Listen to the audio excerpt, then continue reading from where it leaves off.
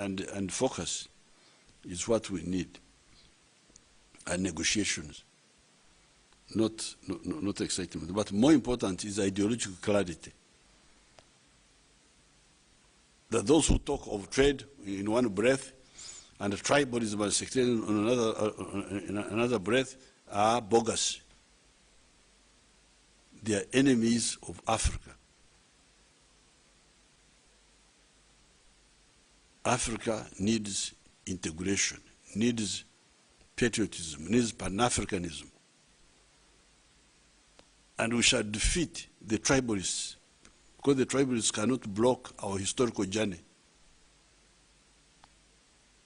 The sectarianists, they should know that if they push that road, they know who will oppose them. As determinedly as we opposed all the other traitors in the past.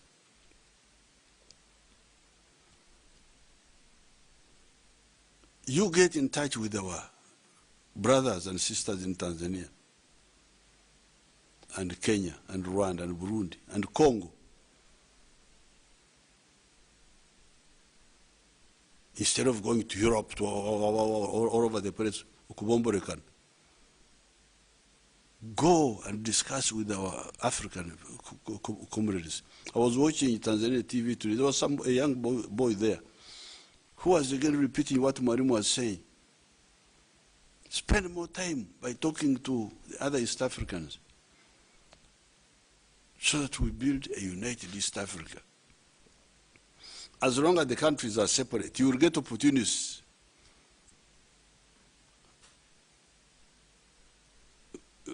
Parasites. Because now the issue of maize, Uganda produces maize cheaply. And because we produce maize cheaply, we can undersell anybody in the world. Now, because we produce cheap and good maize, that means we also have good chicken, because chicken depend on animal feeds.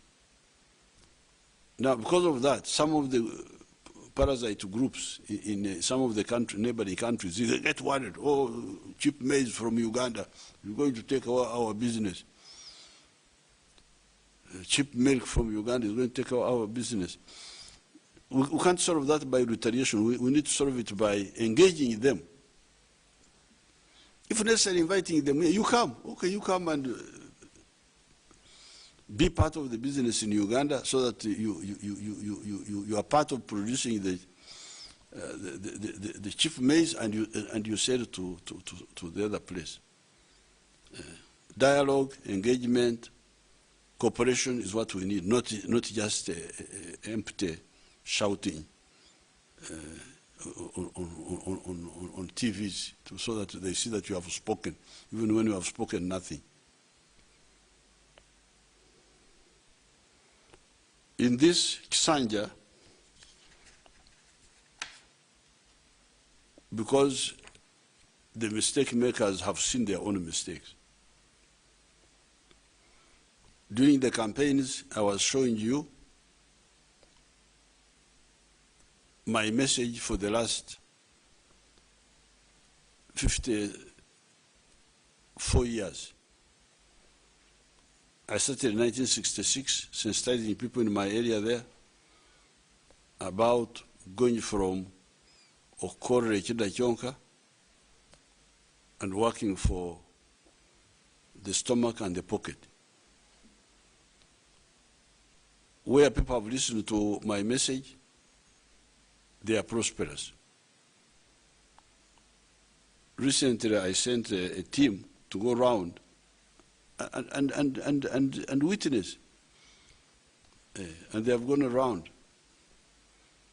They have seen. They have gone to Rengaju in Fort Portal. They have seen how the whole parish has been transformed because they listened to my message. They have been to Kisozi. Kisozi, I've got 2,300 homes near me. When I went there, they were all democratically poor. Now they are all, about 1,700 homesteads are engaged in money making. The villages have changed. The team has been visiting some parts of Ruero. There are some families which have changed.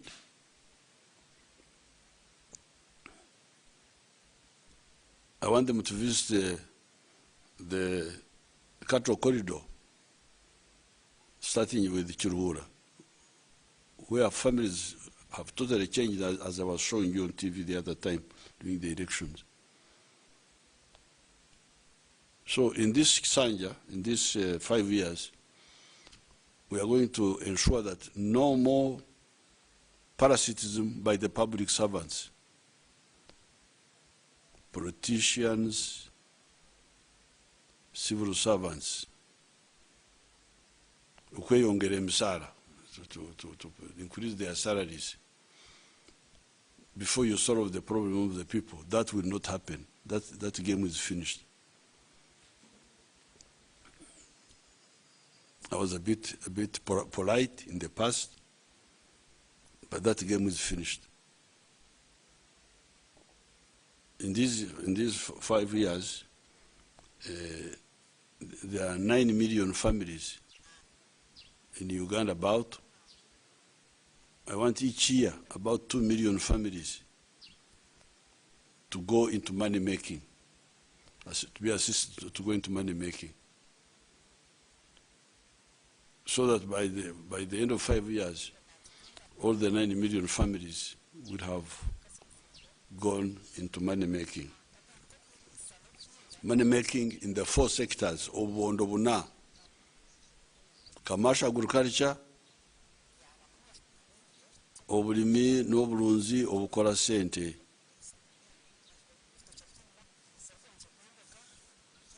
Pour Manyen, modern agriculture, getting out of Okorra Echida Chonka, teach me each keken. No, out of that. Working for the stomach, but also the pocket, through agriculture. Then industries, the big ones, the small ones, the maize mills, the food mixers, the oil extractors, shoemaking, textile, cloth, weaving, knitting, carpentry, woodwork, all those little factories. My office is, under Nacho, is helping in some of those, in the zono industrial parks. Then services and ICT, so that by the end of 5 years, everybody, every family is involved in money making. Now that will create the problem of the market, because if all of these produce, we already have a surplus now. What if everybody produces? That's why I'm telling you that the answer is the regional market. Part of the answer is the regional market. But also there's the internal market. The internal market is now small because people are not earning income. They don't have money in their pockets. If they don't have money in their pockets, they can't buy as much. You now hear that there is a surplus. I've told you this before. You now hear that there is a surplus of milk. But this is actually not true. The surplus is a bit artificial. This is because Ugandans are not drinking milk enough, according to the health requirements. In order to be healthy, in order to keep teeth in your mouth, I still have all my teeth in my mouth. at the age of 76. Haven't lost a single tooth. In order to have strong bones, a human being needs to drink 210 liters of milk per annum, so that he gets enough calcium, enough phosphorus for the bones. But Ugandans are now drinking only 60 liters per person, instead of 210 liters per person. Now, if they were drinking 210 liters per person, we would need about 10 billion liters of milk per year. So the present production level of 2.6 billion liters, which we say is a surplus, would not be a surplus. Would be not having enough to feed the internal market. But in order for them to expand the internal market, first they need to be educated to know that they need more milk for the health reasons, but also to have money in the pocket to pay for it. So the second solution to the market is the internal demand growing. In the budget, we are looking at possibility of giving porridge to children in school. If we can budget and we have porridge, a cup of porridge per day for the children in school, that will increase the internal demand of maize flour. If we add a half liter or a liter of milk, that will also provide market for the milk. And if we could add 1 egg per child per day, that will boost the internal demand. But the better way is for homes to have income so that they buy on their own rather than depending on the government budget. So there is a solution. Let's all work. Let everybody work to make all the families involved in money making, so that the families have money, and because they have money, they buy. Textiles, the people are not buying enough textiles. The other time I was talking, telling them that how many bed sheets are there in a home. If there are 10 children in a home, each one should be having 4 bed sheets.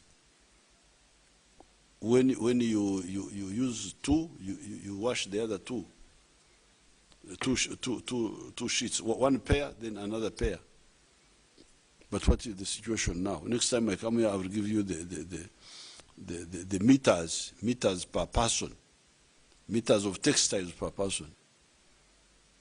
You will see that it's not big compared to the world. So the other issue is the other answer is the internal demand to grow. It will grow. So therefore, producers don't despair. The answers are there.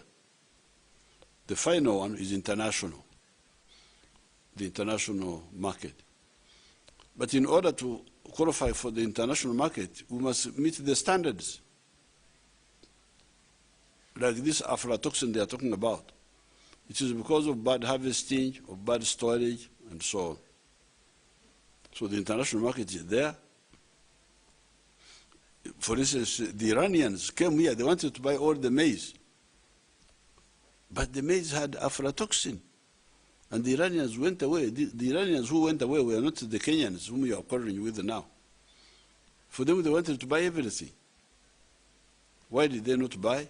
Because they found some quality issues. In Nigeria, they want to buy all the milk, all the powdered milk. They are our good friends. I approached them politically, and they came. They wanted to buy. But they said, no, we cannot buy because your country has had foot and mouth in the last 12 months. Why are you, the Banyankore, keeping foot and mouth in our area?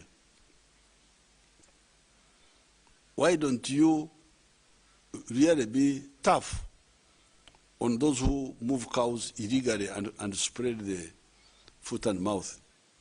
Because you know them. Of course, the officials also should be knowing them. But even if the officials are corrupt,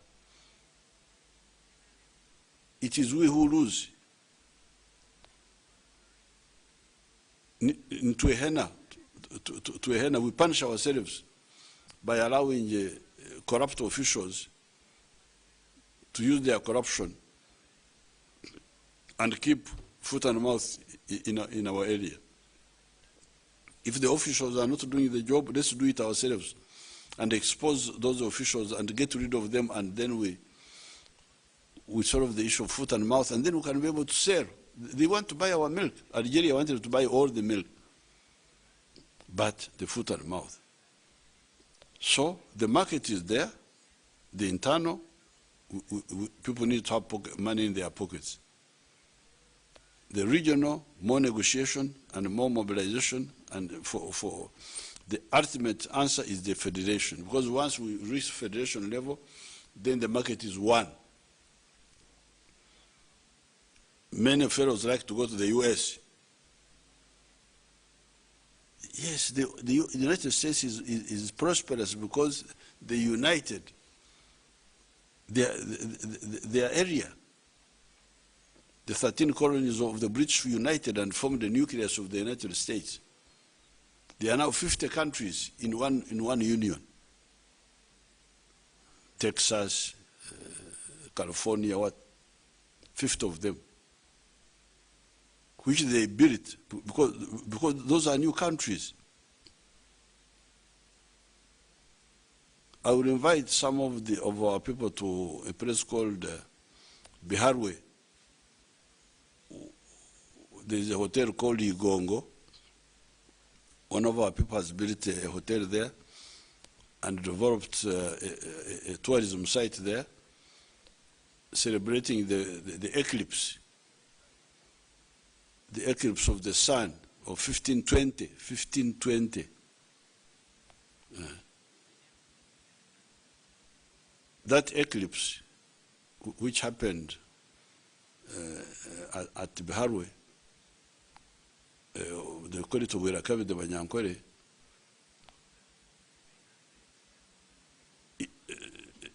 scattered, frightened a huge army of Banyoro who had raided cows from Rwanda. And they were coming back from raiding. When they were there, the eclipse came, and these superstitious fellows fled. They thought the earth had come to the end. And they abandoned these cows there, which the Banyankore took. And they called them Empenda ya Munoni, like the gift from heaven, because they took those cows. This was 1520. Now, these kingdoms of ours were already here. There was that kingdom of the kingdom of Rwanda, where these Banyoro were coming from raiding, the kingdom of Ankore, the kingdom of Buganda, the kingdom of Bunyoro. Those kingdoms were already there. And I believe the one of Karagwe was also there by that time.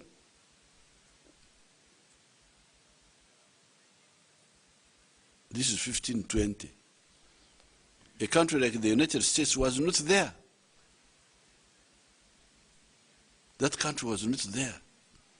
United States, these whites went to live there in 1623. This is now almost like a century after the eclipse of Biharwe. 1623, that's when the Mayflower went.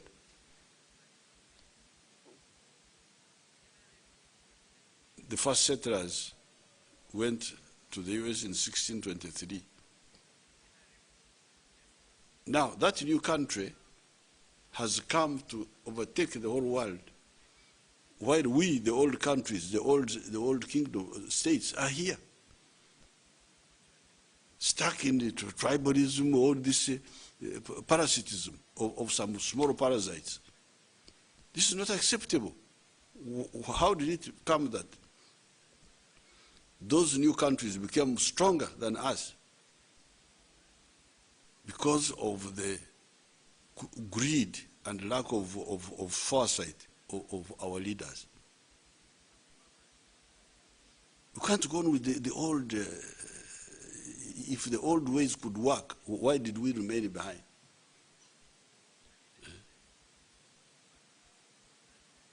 So those new countries succeeded because they solved some of the problems of the human being. One of them is the market. Where do I sell what I produce? In the US, you have got a land of 3 million square miles. Uganda, 93,000 square miles. Some people think it is too big. It's too big. We should break it into tribes. There you have land of 3 million square miles with 320 million people. If I produce a product in New York, I can go and sell it in California. That is like 4,000 miles away. Same with India, same with China. The producers there have very little work. You produce, and what you produce is automatically sold in a big market. Here, you produce, when you are beginning to grow up, the market is, you can't go to Rwanda, you can't go to Kenya, you can't go to...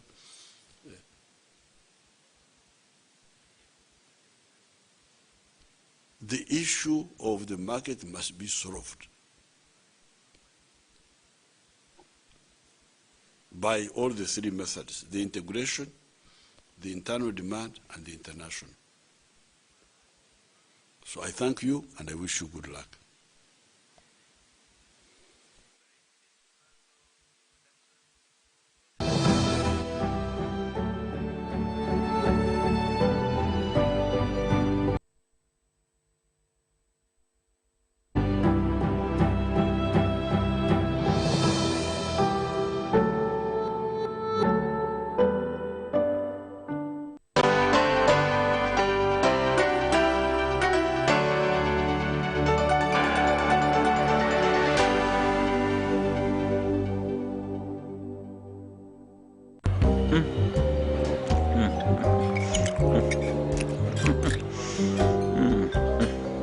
Great.